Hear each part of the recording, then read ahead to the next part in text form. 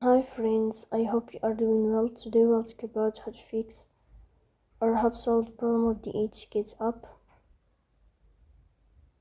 You will go to settings as you see and you will click here. In this page,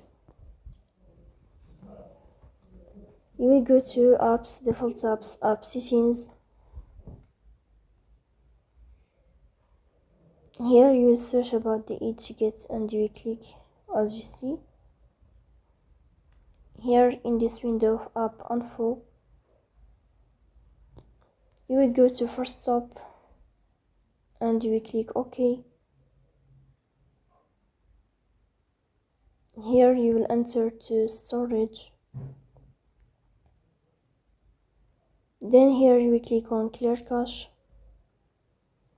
In the end, you will turn off your phone and you will restart your phone, so please don't forget